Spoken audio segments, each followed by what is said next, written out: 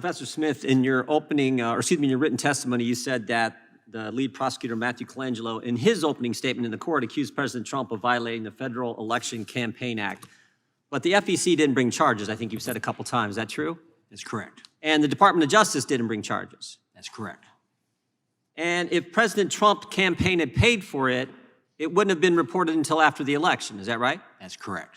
And did President Trump's campaign have the money to pay for it? Yes, they had plenty of money. And like $7-8 million still on hand on election day, I think, right? Yes. And certainly President Trump had the money to pay for it. He's not. Yes, he'd already spent over $60 million on it. Yeah, he had. So they'd already done that. Was it a political contribution? No, I do not believe so for reasons stated. I can elaborate on those now, but Not only do you not believe so, their star witness didn't believe so. Michael Cohen said he was working clear back in 2011 to deal with this Miss Daniels making the allegations and wanting to make this public, and he was doing it for other reasons. Isn't that correct? Yes, they had been concerned about Daniels for a long time and keeping her quiet. So the obligation wasn't caused by President Trump's candidacy for President of the United States. Is that right? No, it was not.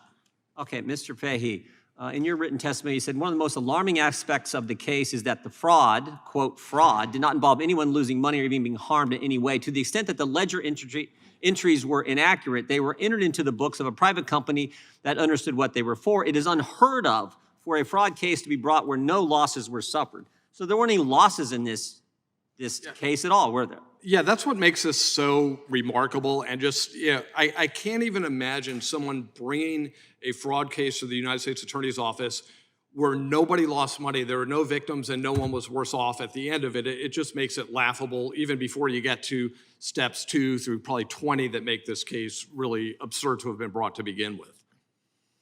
It wasn't a contribution. If it was a contribution, it wouldn't have been reported until after the election, and no one suffered any losses, and yet they bring this charge against President Trump. I find that just amazing. If that's not political motivation, I don't know, because what other motivation could there be?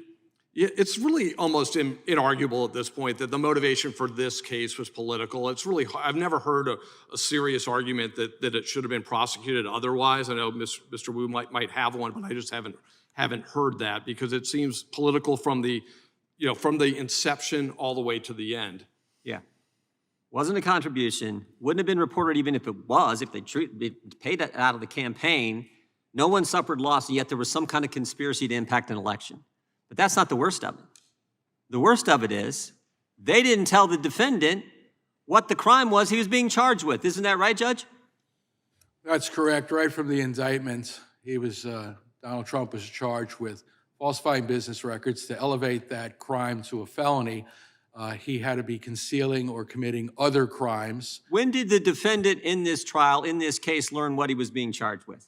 At the end of the trial. At the end of the trial. That's not supposed to happen in America, is it, Judge? No, that is illegal.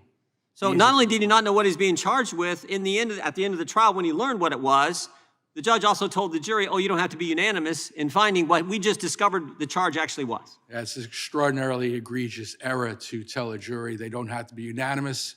And I might add, by the way, those charges, the 3 additional ones, were never specified. They're described generally, so we don't know what exactly the jury thought was the illegality that was committed by Donald Trump. We have a very inspecific verdict. Campaign finance expert says it wasn't a contribution, and even if it was a contribution, if they treated it as a contribution, paid it out of the campaign, it wouldn't have been reported until after the election, so there's no conspiracy to influence the election.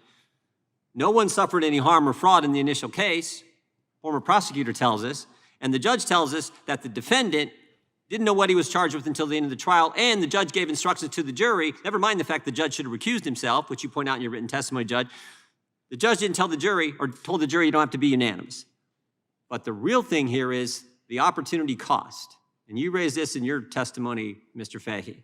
The opportunity cost. When Alvin Bragg did the day 1 memo, says we are not going to charge all these felonies, we're going to bring them down to misdemeanors and let the bad guys roam the streets of New York. How that squares with what happened here, that to me is the real issue. That's the issue that most Americans see, like, we're going to do this to the former president of the United States, meanwhile, take felony charges against really bad guys on the street and bring them down to misdemeanors. That's the opportunity cost here, I believe, in Manhattan. You get the last word, Mr. Fahey. Yeah, exactly. When you're letting carjackers out on bail or illegal immigrants that assault police officers aren't getting prosecuted, but this is the way you're using your time, in addition to the fact you run on a soft on crime policy and then you take the most creative, aggressive approach to this crime, it's hard to argue it's anything other than a political motivation.